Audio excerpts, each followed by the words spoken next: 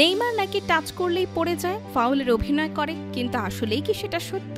একই সময় ফুটবল খেলেছেন লিওনেল মেসি, কিন্তু ফাউল নিয়ে নেইমারের মতো মেসি ভক্তদের অভিযোগ নেই। অনেকে আবার নেইমারের অভিনয় করার সমালোচনা করেন, কিন্তু পরিসংখ্যান দেখলে পরিষ্কার হয়ে যাবে সবকিছু।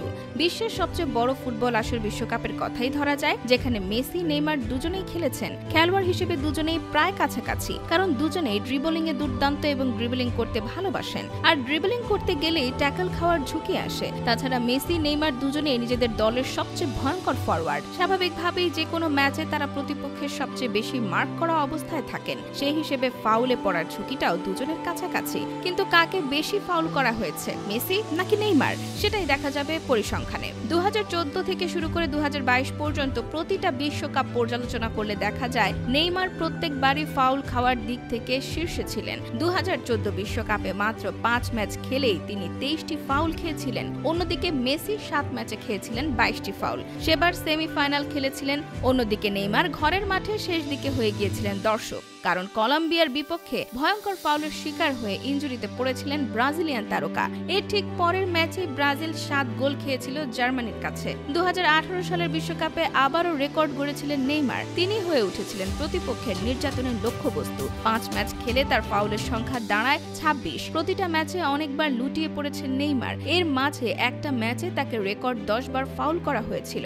এই বিশ্বকাপেও মেসি নেইমারের তুলনায় কম ফাউলের শিকার হয়েছেন। 4 ম্যাচে মোট 16 বার ফাউল করা হয়েছিল মেসিকে, যা নেইমারের তুলনায় 10 বার কম। 2022 বিশ্বকাপের পরিসংখ্যান কিছুটা বদলে গিয়েছে। পুরো আসর জুড়ে দুর্দান্ত পারফরমেন্স দিয়েছিলেন লিওনেল মেসি। ফ্রান্সকে হারিয়ে হয়েছেন বিশ্ব চ্যাম্পিয়ন। আর এই যাত্রায় 7 ম্যাচ খেলে 18 বার ফাউলের শিকার হয়েছেন, যেখানে নেইমারকে ফাউল করা হয়েছিল 11 বার। কিন্তু মেসির তুলনায় নেইমার 4টি ম্যাচ কম খেলেছেন। সব মিলিয়ে মেসি নয়, বরং নেইমারকে বেশি টার্গেট করা হয়। 2018 বিশ্বকাপে মাত্র 1 ম্যাচে তাকে 10 বার ফাউল করা হয়েছিল, সেটা ছিল ওই আসরের সর্বোচ্চ।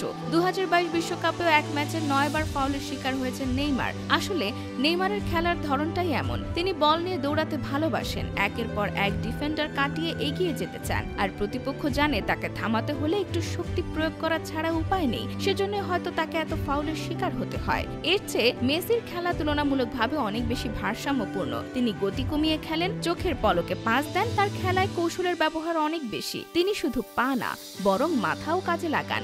যখন প্রয়োজন একা দৌড় দেন, আবার ঝুঁকি দেখলে পাস দেন সতীর্থদের কাউকে। তাই প্রতিপক্ষ ঘিরে রাখলেও মেসিকে সবসময় ফাউল করার সুযোগ পাওয়া যায় না।